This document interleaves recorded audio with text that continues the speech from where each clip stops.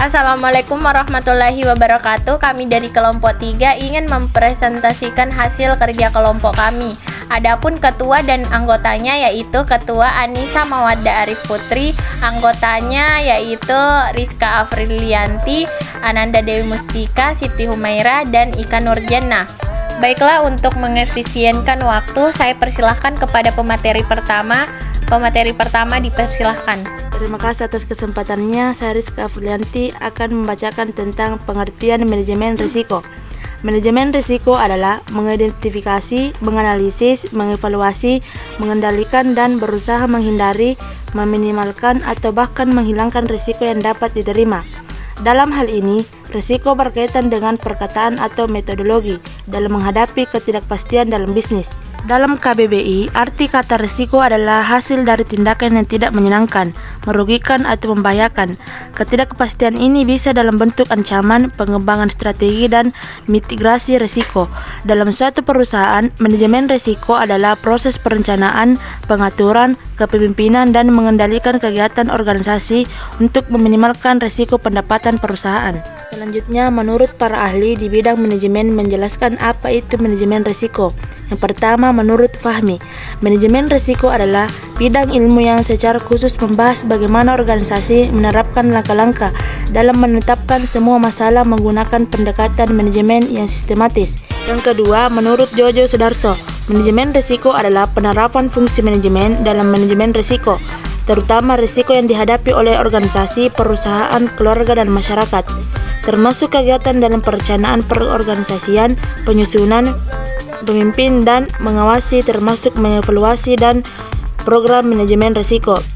Yang ketiga, menurut Tampu Bolon, yaitu proses yang diarahkan dan proaktif yang bertujuan untuk mengakomodasikan kemungkinan kegagalan dalam suatu atau bagian dari suatu transaksi atau instrumen.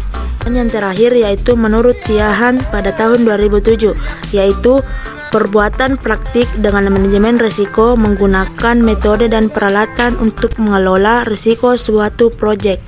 Saya Ananda Dewi Mustika akan melanjutkan materi selanjutnya, yaitu jenis-jenis manajemen risiko. Yang pertama, risiko kredit. Risiko kredit adalah risiko kerugian yang dikaitkan dengan kemampuan kegagalan klien membayar kewajibannya, atau risiko di mana debitur tidak dapat melunasi hutangnya. Risiko kredit terjadi karena ketidakpastian atau kegagalan pasangan usaha counterparty memenuhi kewajibannya. Yang kedua adalah risiko pasar. Risiko pasar adalah risiko pada posisi neraca dan rekening administratif termasuk transaksi derivatif akibat perubahan dari kondisi pasar, termasuk risiko perubahan harga option. Risiko pasar meliputi antara lain risiko suku bunga, risiko nilai tukar, risiko ekuitas, dan risiko komoditas. Risiko ini dapat berasal baik dari posisi trading book maupun posisi banking book. Yang ketiga, risiko likuiditas. Risiko likuiditas adalah risiko akibat ketidakmampuan bank untuk memenuhi kewajibannya yang jatuh tempo dari sumber pendanaan arus kas atau dari aset likuid berkualitas tinggi yang dapat digunakan tanpa mengganggu aktivitas dan kondisi keuangan bank.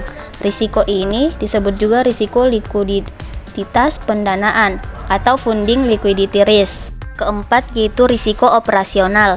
Risiko operasional adalah risiko akibat ketidakcukupan atau tidak berfungsinya proses internal, kesalahan manusia, kegagalan sistem, dan adanya kejadian eksternal yang mempengaruhi operasional bank.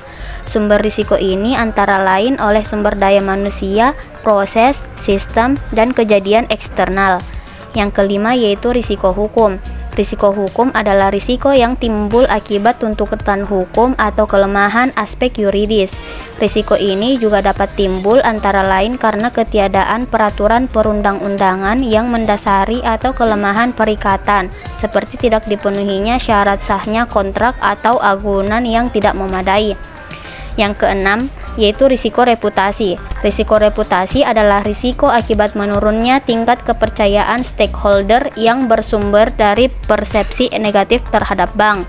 Salah satu pendekatan yang digunakan dalam mengkategorikan sumber risiko reputasi bersifat tidak langsung atau below the line dan bersifat langsung above the line.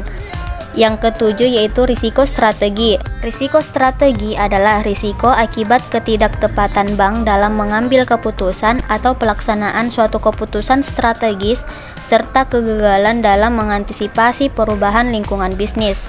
Sumber risiko strategis antara lain ditimbulkan dari kelemahan dalam proses formulasi strategi dan ketidaktepatan dalam perumusan strategi, ketidaktepatan dalam implementasi strategi, dan kegagalan mengantisipasi perubahan lingkungan bisnis. Yang terakhir yaitu risiko kepatuhan.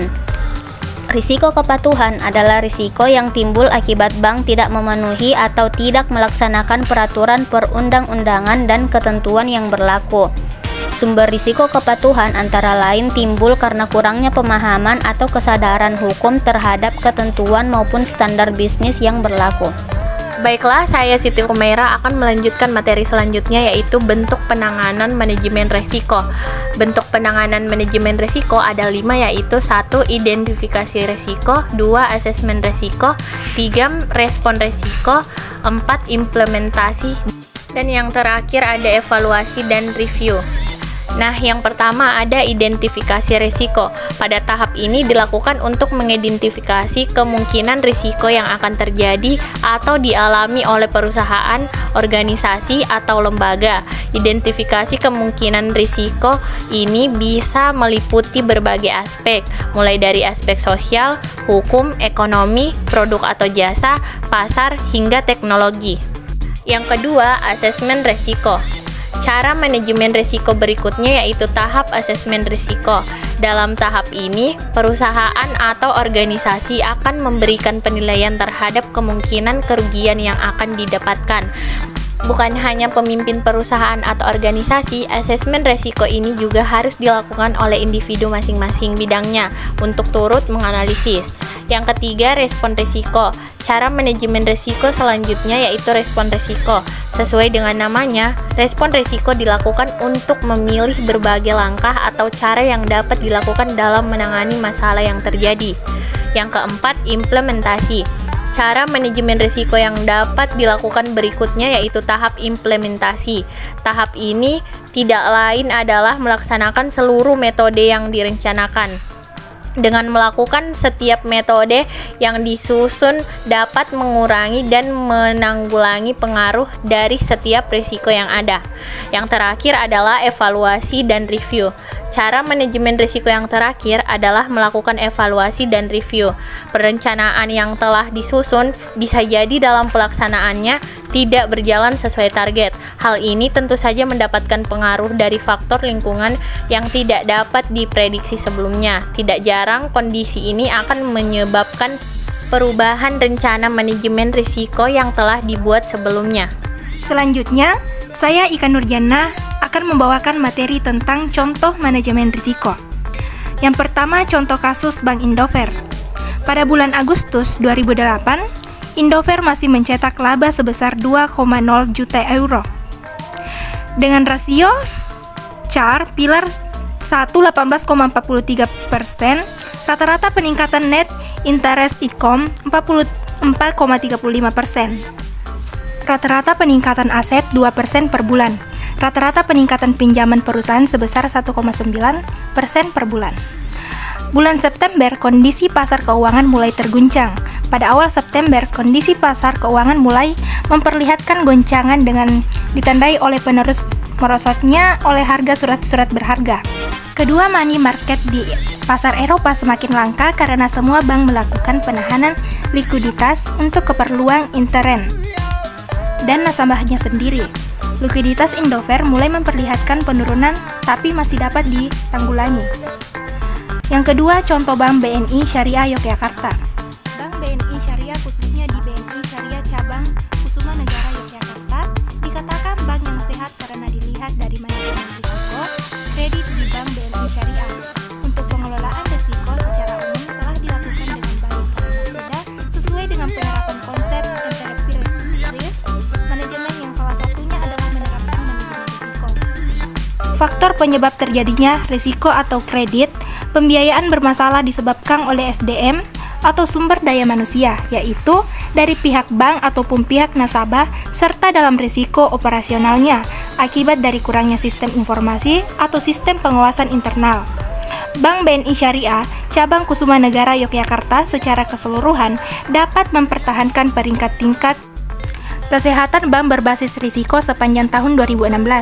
Hal ini terbukti dari perkembangan tingkat risiko dari tahun 2014 sampai 2016 bahwa berada pada predikat low to moderate, dengan kualitas penerapan manajemen risiko yang berpredikat satisfactory atau memadai. Kasus pembobolan 46 cabang BNI di Ambon. Kasus dugaan skandal pembobolan dana nasabah Bank Negara Indonesia atau BNI. 46 cabang utama Ambon senilai 58,9 miliar belakangan ramai diberitakan. Saat ini Direktorat Reskrimus Polda Maluku telah menetapkan 3 tersangka baru kasus tersebut. Ketiganya merupakan para kepala cabang pembantu BNI di Tual dan Masohi, Kabupaten Maluku Tengah, pakar ekonomi Universitas Pasundan, Acupiarta Kartabi menilai hal tersebut merupakan gambaran dari rendahnya tingkat pengendalian risiko perbankan di tingkat kantung cabang daerah. Kasus Bank Danamon digugat oleh PR Eka Kertas. EKN menilai bahwa pihak Danamon ialah dalam memberikan informasi yang akurat tentang produk derivatif yang mereka tawarkan kepada nasabah. Akibatnya, EKN merasa dirugikan dan menuntut Danamon agar melunasi kerugian itu. Majelis Hakim Pengadilan Negara Jakarta Selatan mengabulkan gugatan EKN dan meminta Danamon untuk memberikan ganti rugi sebesar 63 miliar. Dalam amar putusnya, Majelis Hakim menganggap bahwa transaksi derivatif itu adalah perbuatan yang melanggar hukum. Baik, selanjutnya saya Anissa Mawada Arif Putri akan membacakan kesimpulan berdasarkan hasil pemaparan dari materi rekan-rekan saya. Kesimpulannya yaitu manajemen risiko sangat penting bagi kelangsungan suatu usaha atau kegiatan. Jika terjadi suatu bencana seperti kebakaran atau kerusakan, perusahaan akan mengalami kerugian yang sangat besar yang dapat menghambat, mengganggu, bahkan menghancurkan kelangsungan usaha atau kegiatan operasi. Manajemen risiko merupakan alat untuk melindungi perusahaan dari setiap kemungkinan yang merugikan. Selain itu, dalam sebuah perusahaan yang tentu terdapat aktivitas bisnis, sebuah risiko harus dikelola dengan sebaik mungkin. Terlebih di tengah situasi pandemi seperti sekarang ini, karena risiko bisa muncul kapan saja dan beragam. Dibutuhkan suatu metode atau cara untuk mengantisipasinya. Sekian, saya kembalikan kepada moderator. Itulah tadi hasil dari presentasi kelompok kami. Lebih dan kurangnya mohon dimaafkan. Assalamualaikum warahmatullahi wabarakatuh. Thank you for watching.